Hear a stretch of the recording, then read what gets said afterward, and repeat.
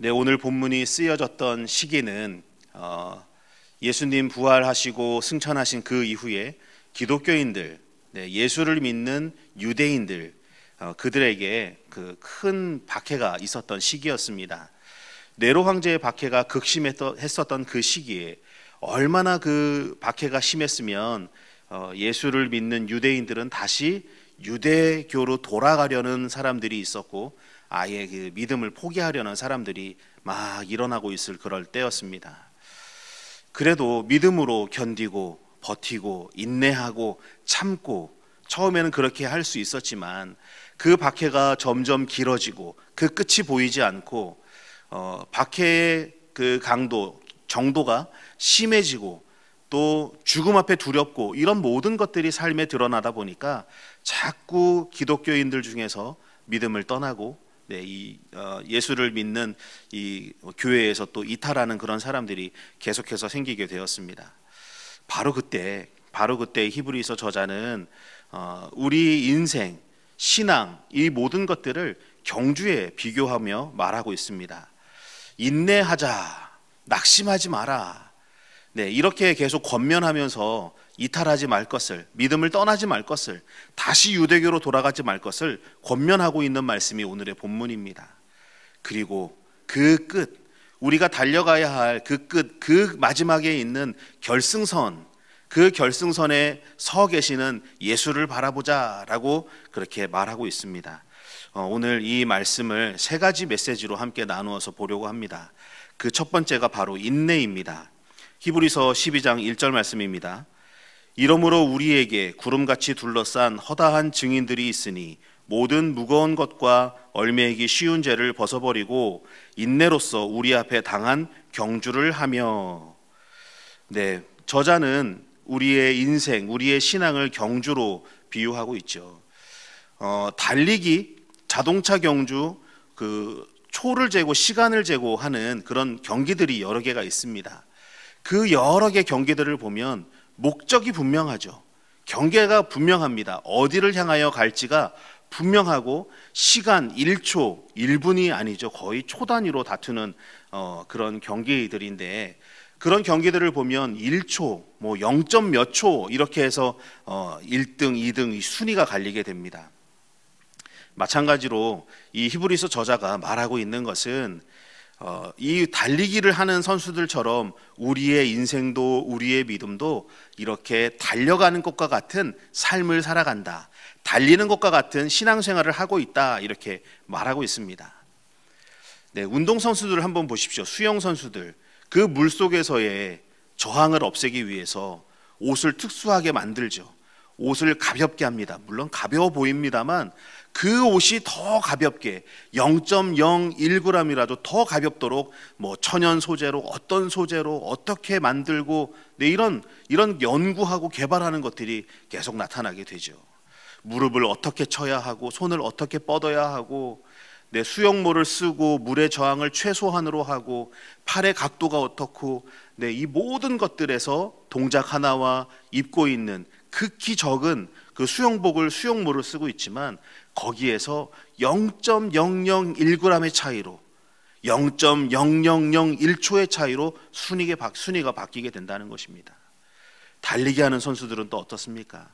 옷을 또 가볍게 입고 있는 것 같지만 그것도 바람이 잘 통해야 하고, 몸에 붙어야 하고, 공기의 저항을 줄여야 하고, 무릎의 각도가 어떻고, 달리기 할 때 발을 뻗는 데는 어떻게 뻗어야 하며, 이 모든 것들을 다 연구합니다.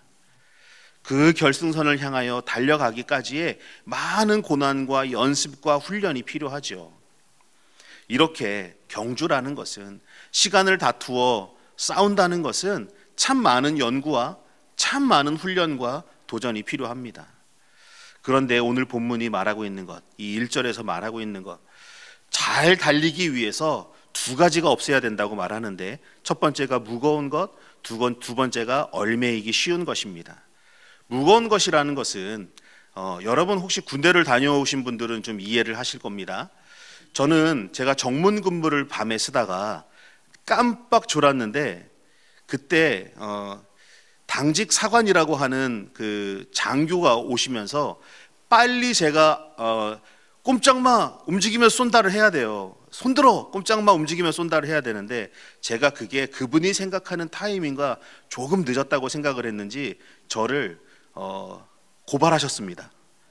그래서 제가 그 다음 날 비가 오는데 이제 저희 그 소대에 연락이 와서 어제 밤에 근무 섰던 그때 제가 병장이었는지 상병이었는지 제가 기억이 안 나는데 네, 상병 김창영 연병장에 완전구장으로 소총 메고 연병장에 집합 몇 분까지 집합 이렇게 연락이 온 거예요. 그래서 비가 오는데 그 방탄 헬멧을 쓰고 완전구장을 하고 소총을 메고 소총 하나 무게가 쇠로 돼 있는데 3.6kg인가 그렇습니다. 그리고 완전구장을 하면 약 20kg 정도가 됩니다. 그리고 전투화가 요즘 전투화는 그 깃털과 같죠. 그러나 우리 때 전투화는 시커먼 전투화, 그래서 되게 무겁습니다. 그 전투화를 신고 비가 오면 연병장이 잔디가 아니니까 푹 꺼지는 질퍽질퍽한 이 연병장을 거의 2시간을 뛰었던 것 같습니다. 네, 그렇게 20kg과 3kg 이상의 소총과 헬멧과 전투화를 신고 비가 오는데 온몸이 다 젖게 되겠죠. 그렇게 막 한 2시간을 뛰고 나니까 뛴다는 게 내 몸 하나 건사하기도 힘든데 이고 지고 많은 것들을 지고 있으니까 얼마나 뛰기가 힘듭니까? 저는 말씀을 보면서 제가 그때 군장을 메고 뛰었던 그때가 생각이 났습니다. 내 몸 하나 정말 발가벗고 뛰어도 2시간을 뛰면 힘든데 그 2시간을 완전 군장으로 한 30kg 이상 되는 물건들을 이고 지고 뛰었으니 얼마나 힘들었겠습니까? 우리의 인생이 마치 이와 같다는 거예요. 내가 사는 것만도 힘든데, 내가 숨 쉬는 것만도 힘든데 나를 이렇게 살게 두지 않고 우리의 인생에 마치 무거운 짐과 같은 일들이 끊임없이 몰려온다는 겁니다. 인생에 내가 무슨 이렇게 표현하면 좀 그렇지만 무슨 죄를 지었길래 나에게 이런 일이 벌어지냐. 어깨에 이만한 짐 하나 메고 또 이쪽 어깨에는 근심 하나 메고 등에는 염려 하나 업고 앞에는 또 대롱대롱 매달려 있는 고난이 또 나에게 매달려 있는, 그냥 숨만 쉬고 살기도 힘든데 어쩌면 내 인생은 이럴까 하는 일들이 우리에게 막 몰려오기 시작합니다. 그런 일들의 특징은 있습니다. 한 번씩 오는 게 아니에요. 뜨문뜨문 오지 않습니다. 한번 몰려오면 어떻게 몰려옵니까? 정신 못 차리게 막 몰려오죠. 그러다 보면 내 삶이 너무 힘들고 버거워서 내가 예배드리는 것, 기도하는 것, 이 모든 것들이 어느 날 갑자기 사치처럼 느껴지게 되죠. 여러분의 믿음, 여러분의 그 믿음 생활을 이어가는데 이렇게 무겁게 만드는 것들이 우리의 삶에 있다는 것입니다. 물리적으로든 아니면 정신적으로든 어렵게 하는 부분들이 있다. 하나님께 더 나아가지 못하게 하고 더 하나님께 가서 모든 것들을 내려놓고 하나님 앞에 집중하지 못하게 하는 것들이 우리 삶에 참 너무나 많습니다. 그리고 또 두 번째가 무엇입니까? 얼매이기 쉬운 죄. 얼매인다는 것은 거기에 종속된다라고도 말할 수 있습니다. 또 얼매인다에 대해서 고민을 해봤는데 어떻게 표현할까? 머리카락에 껌이 붙어본 적 있으십니까? 머리카락에 껌이 붙으면 그대로 뗄 수 없습니다. 기름을 발라서 뗀다, 여러 가지 방법이 있지만, 그 방법이 잘 통하지 않죠. 떼다가 승질이 나서 그냥 잘라버리고 말지, 그걸 언제 이렇게 떼고 있겠습니까? 마치 때려 하지만 떼어지지 않는, 끊어내려 하지만 또 다시 다른 머리카락이 붙으면 또 자르고 또 잘라야 되는 그런 삶이 바로 그런 것이 얼매인다라는 의미라고 볼 수 있겠습니다. 우리가 이런 얼매이는 죄에 또 하나님께 나아가지 못하게 된다는 것이죠. 얼매이지 못하게 하는 죄, 중독, 우리 삶에 가까운 여러 부분의 중독들이 있습니다. 우리가 흔히 알고 있는 게임 중독, 술 중독, 또 뭐가 있겠습니까? 도박 중독, 중독들이 있죠. 얘기만 들어도 심각한 것들입니다. 일상생활을 제대로 할 수 없게 만드는, 계속 벗어나려 하는데 끊어내지 못하고 다시 돌아가는, 그렇게 우리를 얼매이게 만들고 마치 머리카락에 껌이 붙은 것과 같이 떼어내려 하지만 떼어지지 않는 그 죄가 우리 삶 가운데 있다는 것입니다. 여러분이 살아가고 있는 여러분의 개인의 삶 속에 끊어내지 못하고 있는 습관, 죄 무엇이 있습니까? 만약 그것이 하나님께 더 나아가는 것을 방해하고 있다면 끊어내야 됩니다. 어떤 수를 써서라도 끊어내야 됩니다. 우리 인생에 하나님께 나아가지 못하게 하는 무거운 군장과 같이, 총과 같이 무거운 것들이 있다면 내려놓아야 하고, 얽매이게 만드는 죄가 있다면 다 끊어내야 됩니다. 이런 것들은 하나님께 더 나아갈 수 없게 만들고 우리를 인생의 길뿐만 아니라 신앙의 길에서 쓰러지게 만든다는 것이죠. 포기하게 만든다는 것입니다.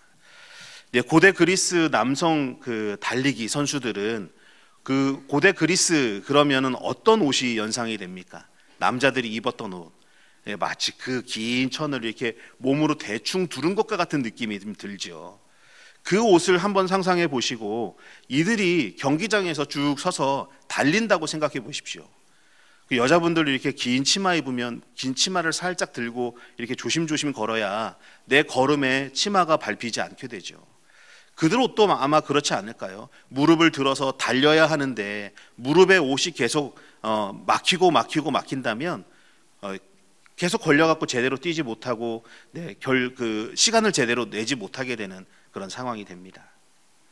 그래서 고대 이 그리스의 달리기 하는 남자 경주자들은, 제가 자꾸 말을 더듬는데 이 말을 하기 위해서 더듬었나 봅니다.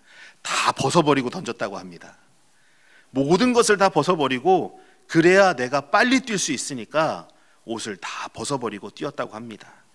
경기에 방해되는 게 없도록 다 벗어버리고 열심히 달리기에만 집중할 수 있도록 거의 다 벗은 상태로 달렸다는 것입니다.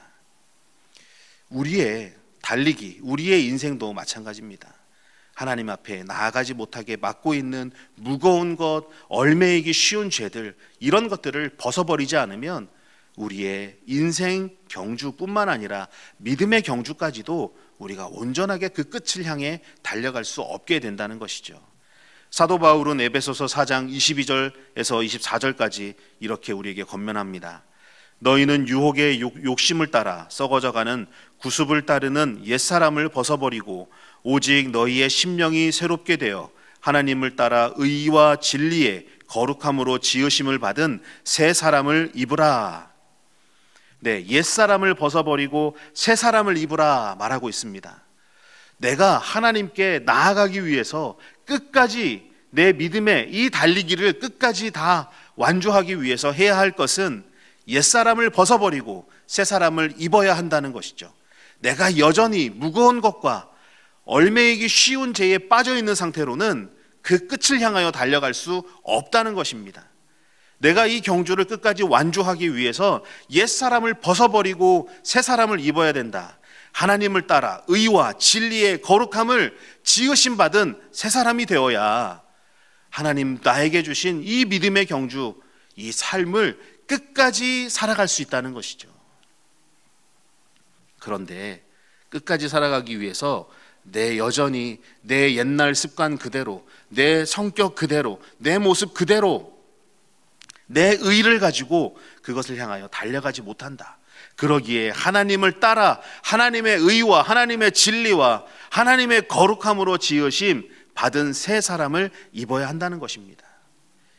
하나님의 의, 하나님의 진리, 하나님의 거룩함으로 우리가 변화하지 않으면 끝까지 믿음의 경주를 우리가 달려갈 수 없습니다.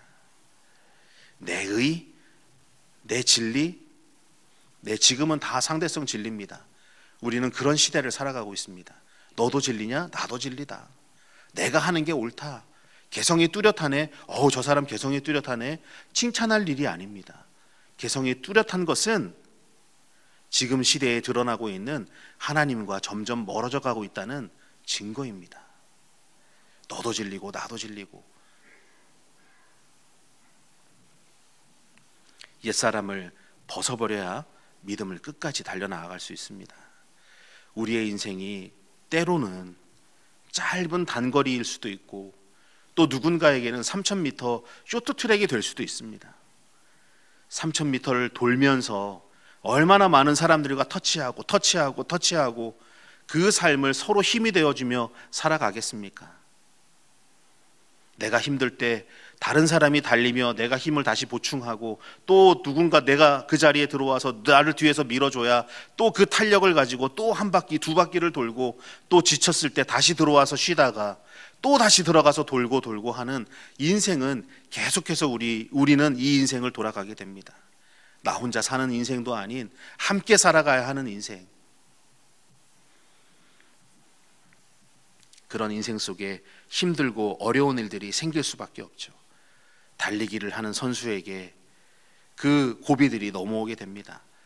숨이 차서 더 이상 뛰지 못하는 그 상황, 데드포인트, 숨이 가팔라서 근육도 이제 다리도 움직이지 못하고 있는 그런 상황들이 누구나 다 오게 됩니다. 단거리 선수든 장거리 선수든 쇼트트랙이든 어떤 선수들이든 다 뛰다 보면은 숨이 헐떡헐떡거리는 그런 상황까지 오게 되죠. 데드포인트라고 합니다. 그때 뇌는 사람의 근육에 다 신호를 보냅니다. 멈춰, 그만 뛰어, 쉬어, 이런 신호를 보낸다고 합니다. 이렇게 어려운 때가 우리 인생에도 찾아오지만, 그때 우리는 우리의 인생에 이 모든 것들을 다 힘든 시기가 왔다 그래서 포기하면 안 됩니다. 사도 바울은 고린도전서 9장 24절에 이렇게 말합니다. 운동장에서 다름질하는 자들이 다 달릴지라도 오직 상을 받는 사람은 한 사람인 줄 너희가 알지 못하느냐. 너희도 상을 받도록 이와 같이 다름질하라. 우리가 달려가는 그 길 끝에 누가 있을까? 무엇을 주실까? 네, 우리는 항상 그게 좀 기대가 됩니다. 우리에게 무엇을 주실지, 우리에게 주신 믿음을 끝까지 지키고 하나님께 갔을 때 하나님 우리를 무엇라 칭찬하실까? 직접 내가 무엇 받아서 기쁜 것이 아니라 하나님 나를 칭찬하시는 것으로, 착하다, 충성된 종아, 잘 살다 왔구나, 이 말 한마디면 우리 만족하지 않겠습니까? 하나님이 너 참 인생 잘 살다 왔다, 내가 말한 대로 내 뜻대로 참 순종하며 잘 살았구나, 착하다, 잘했다, 이 말 한마디면 우리 만족하지 않겠습니까? 어떤 상이 더 필요하겠습니까? 여러분 마음 지키고 믿음 지켜서 그 결국에 하나님 만났을 때 하나님 잘했어, 잘했다, 수고했다, 우리 그 말 한마디 바라보며 달려갑시다. 하나님을 향한 믿음 절대 낙심하지 마십시오. 인내. 네, 어렵죠. 30km의 군장을 메고 총을 메고 뛰어야 하는 2시간 동안이 너무 힘들었습니다. 저는 그 2시간을 바라보며 뛰었지요. 네, 그 끝에는 휴식이라는 달콤한 휴식을 또 취할 수 있는 시간도 있었습니다. 우리에게 주시는 하나님의 칭찬, 그 칭찬을 향하여 우리 주신 믿음 끝까지 지켜내시는 저와 여러분 되시길 축원합니다. 네, 두 번째는 바라봄입니다. 무엇을 바라보고 달려야 하는가? 히브리서 12장 2절 말씀입니다. 믿음의 주요 또 온전하게 하시는 이인 예수를 바라보자. 그는 그 앞에 있는 기쁨을 위하여 십자가를 참으사 부끄러움을 개의치 아니하시더니 하나님 보좌 우편에 앉으셨느니라. 네, 온전하신 믿음의 주요 또 온전하게 하시는 이인 예수를 바라보자. 우리는 바라보는 대로 가게 되어 있습니다. 여러분 어디를 바라보고 가십니까? 여러분이 바라보고 있는 곳은 어디입니까? 여러분의 시선이 머물고 있는 곳. 많은 사람들이 옛날 얘기입니다. 오해하시면 안 되는데, 옛날에 학교 다닐 때 제가 고등학교 때 인기가 좀 있었습니다. 근데 그 권사님 그렇게 웃으시는 이유는 무엇입니까? 물론 남고였습니다만, 네, 저는 남자 고등학교를 다녔지만 그래도 인기가 좀 있었습니다. 근데 그 학교 축제 때 다른 학교 여학생들이 이렇게 오죠. 다른 학교 여학생들이 와서 우리 학교 축제를 구경을 하게 되는데, 네, 그때 좀 이렇게 이상형에 가까운 한 학생을 이렇게 보았습니다. 그런데 그 학생이 여러 학생들과 많은 사람들 무리 중에 제 눈에 딱 눈에 들어오는 거예요. 네, 관심이 있으면 시선이 가게 됩니다.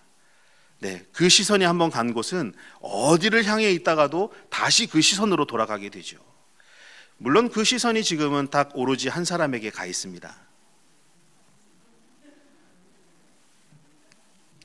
네, 수십 년 전에 있었던 일에 대해서 말씀드렸습니다. 네, 내가 바라보고 있는 곳, 계속 그것을 응시하게 되고 계속 바라보게 되고 계속 그것을 향하게 되는 것, 그게 우리의 시선입니다. 내가 바라보고 있는 것, 내가 관심을 가지고 있는 것, 그것에 계속해서 내가 마음을 쏟게 되고 관심을 가지게 되는 것이죠. 여러분, 무엇에 시선을 두고 무엇에 관심을 가지고 계십니까? 여러분의 지금의 관심사는 무엇입니까? 주식입니까? 코인입니까? 아니면 평안함? 무엇에 대한 관심을 가지고 계실 겁니다. 내가 바라보고 있는 곳으로 우리의 걸음이 향하게 되죠. 내가 뒤를 돌아서 걸어가는데 똑바로 걸어갈 수 없습니다. 계속해서 비틀비틀거리거나 앞에서 오는 사람과 부딪히거나 앞에 있는 장애물과 부딪힐 수밖에 없습니다. 내가 어디를 보고 가느냐에 따라서 내 몸이 피하거나 움직이거나 뛰어넘거나 할 수 있게 되죠. 우리의 달려가야 할 가장 마지막, 그곳은 바로 예수님이 계시는 곳입니다. 달리는 선수들은 결승선을 향하여 무조건 달려가죠. 그것을 보고 달려야 하고 훈련하고 모든 훈련하는 과정의 그 끝에는 결승선을 보고 달려가게 됩니다. 결승선을 보고 달려야 내가 0.0001초라도 단축시킬 수 있죠. 저것을 내가 먼저 들어가겠다는 일념으로.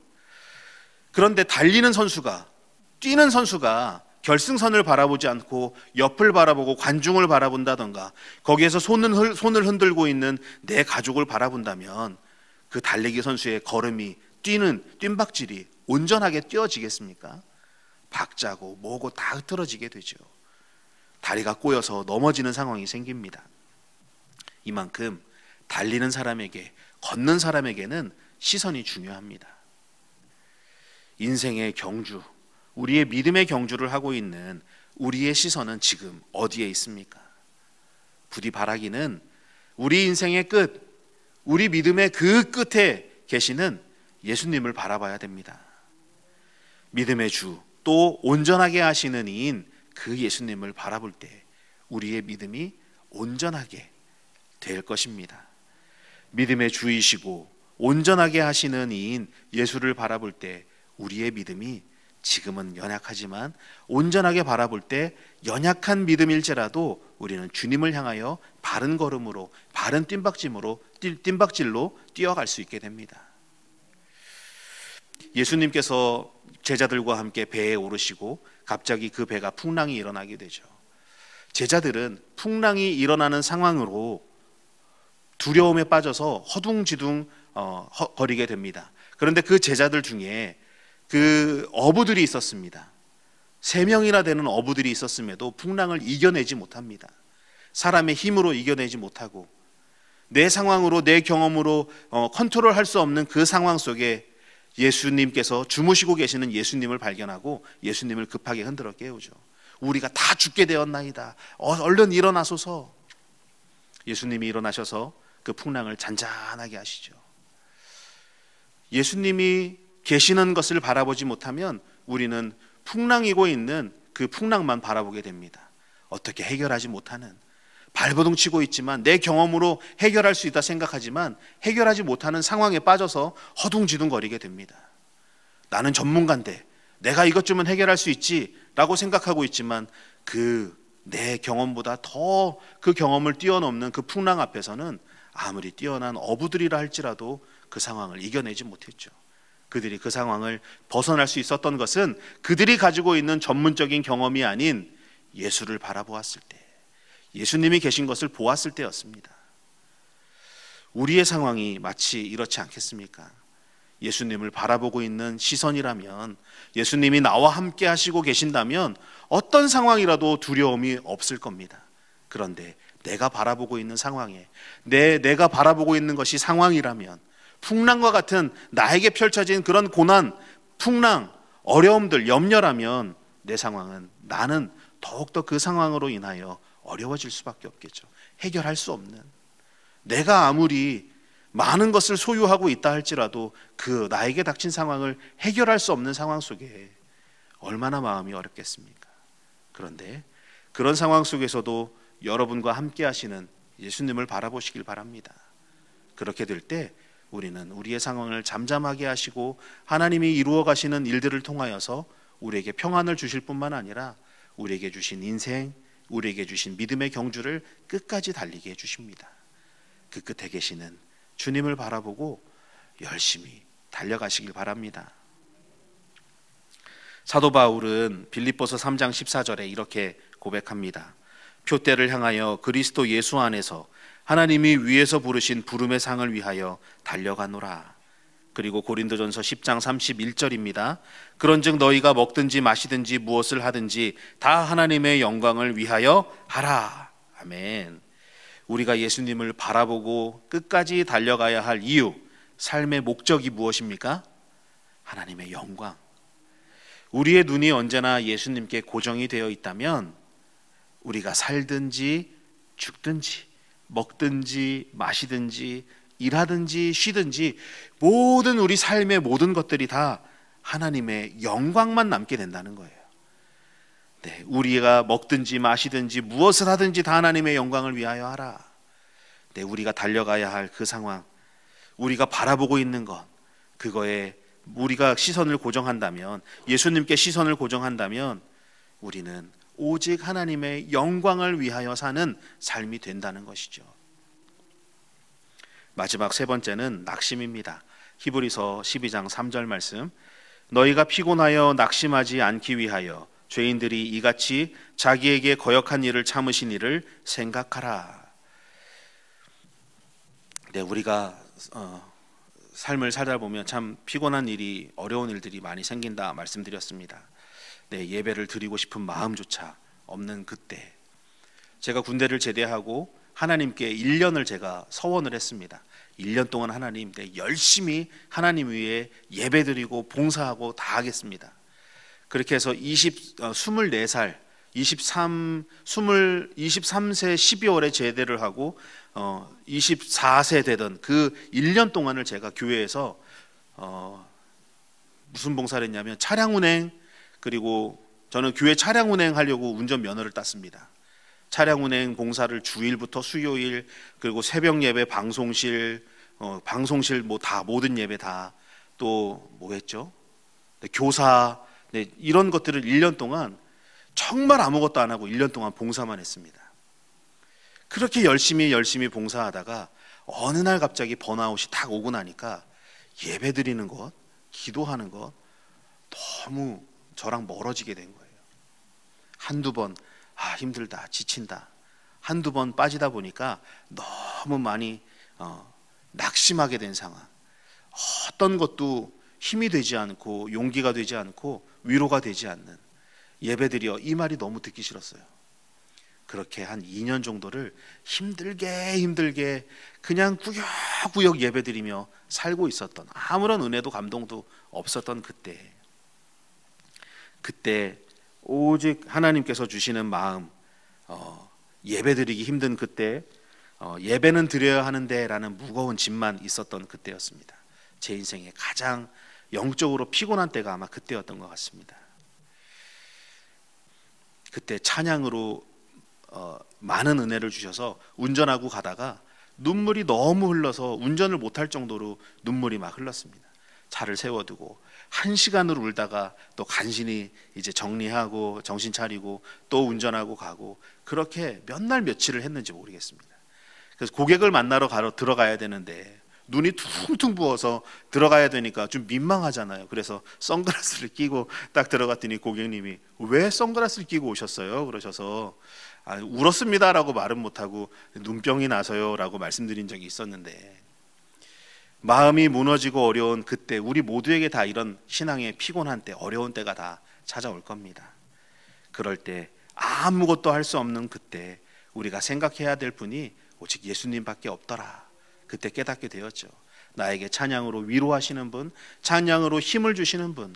그때 그래서 제가 더 힘있게 일어날 수 있었던 것, 그래서 그 일로 인하여 하나님 은혜 주심으로 인하여 선교를 나가게 되고 이제는 목사가 된 그런 계기가 그때 저에게 있었습니다. 우리 히브리서 12장 11절 말씀 보겠습니다. 무릇 징계가 당시에는 즐거워 보이지 않고 슬퍼 보이나 후에 그로 말미암아 연단받은 자들은 의와 평강의 열매를 맺느니라. 네, 제가 받았던 그 일, 겪었던 일이 징계라 말씀드리는 게 아닙니다. 당연하게 생각했던 것들, 내가 봉사하는 것들이라고 생각했던 것들이 하나님 은혜 아니면 안 된다는 걸 깨닫게 해주셨습니다. 그걸 알게 하셨고 다시 일어나도록 하신 것이 전적인 하나님의 은혜구나라는 것을 알게 되었죠. 그로 인하여 다시 의와 평강의 열매를 꿈꿀 수 있는 자가 되었다. 선교사로 또 제 삶을 드리게 되었고 이후로 신학하고 이제는 목사가 된 제 삶이 정말 하나님께서 나를 세워주신 은혜 아니면 될 수 없다는 것을 고백드립니다. 사랑하는 성도 여러분, 하나님이 우리를 징계하시는 것 같고 심판하시는 것 같으나 그것은 우리를 멸망시키는 게 아닙니다. 인생의 길에 어려움을 주시는 것, 무거운 것과 얼매이기 쉬운 것들을 우리에게 주셨다는 것은 쓰러지라 주신 것이 아니라 그것을 통하여 하나님을 바라보도록, 하나님을 더욱더 바라볼 수 있도록 단련하여 의와 의의 열매를 맺게 하시기 위함입니다. 여러분, 그래서 낙심하지 마십시오. 여러분에게 인생에 달려가는데 무거운 것들, 어려운 것들, 하나님이 하나님을 향하여 달려가는데 방해가 되는 것들을 주셨다면 나는 내 인생 왜 이럴까가 아니라 이것들을 통하여 하나님 나를 더 사랑하시고 나를 더 하나님께 나올 수 있도록 의의 열매를 맺게 하심이구나라는 것을 꼭 기억하십시오. 히브리서 12장 12절과 13절입니다. 그러므로 피곤한 손과 연약한 무릎을 일으켜 세우고 너희 발을 위하여 곧은 길을 만들어 저는 다리로 하여금 어그러지지 않고 고침을 받게 하라. 피곤한 손, 연약한 무릎은 우리가 처한 현실, 지금 처한 현실을 말하죠. 세상의 무게, 이고 지고 가는 것이 얼마나 힘듭니까? 30kg의 군장과 총과 헬멧을 쓰고 전투화를 신고 뛰는 게 얼마나 힘듭니까? 하지만 주님은 쓰러진 우리를, 힘들어하는 우리에게 믿음의 근육을 키워주시고 더 나아가서 믿음의 골격을 그로 인하여 더 단단하게 만들어 주십니다. 내가 그렇게 2시간을 뛴으로 인하여 나에게 더욱더 큰 체력을 주셨던 것이고 그로 인하여 더 잘 뛸 수 있는 군인이 되었던 것이죠. 우리에게 닥쳐있는 그런 어려움들, 무게들, 여러분들 믿음의 근육을 키워주시고 믿음의 골격을 더 단단하게 해주신다. 믿으시길 바랍니다. 낙심하지 마십시오. 그리고 인생의 경주, 이 믿음의 경주에서 멈추지 마십시오. 여러분 섬기고 봉사하시는 일 멈추지 마십시오. 하나님은 우리의 인내를 기억하시고 반드시 열매로 우리에게 맺게 해주실 것입니다. 사랑하는 성도 여러분, 달리다 보면 돌부리에 걸려 넘어질 수도 있고 숨이 차서 멈추고 싶을 그때가 올 겁니다. 그때 주님이 우리에게 이렇게 말씀하십니다. 인내로서 우리 앞에 당한 경주를 하라. 믿음의 주요 또 온전하게 하시는 이인 예수를 바라보라. 인내하십시오. 그리고 예수님을 바라보시고 어떤 상황 속에도 낙심하지 마시고 의의 열매를 꿈꾸시길 바랍니다. 주님은 이미 우리를 위해 그 길을 달려가셨고 그 앞에서 우리를 기다리고 계십니다. 끝까지 달리는 우리에게 의와 평강의 열매를 맺게 해주실 것입니다. 마지막 결승선 들어갈 때 인내로서 그 경주를 끝까지 달리시고 거기에서 우리를 맞이하시는 주님, 잘했다, 수고했다, 그 한마디, 그 칭찬 바라보며 나에게 주신 믿음의 삶을 온전하게 끝까지 잘 살아가시는 성도님들 되시길 주님의 이름으로 축복합니다.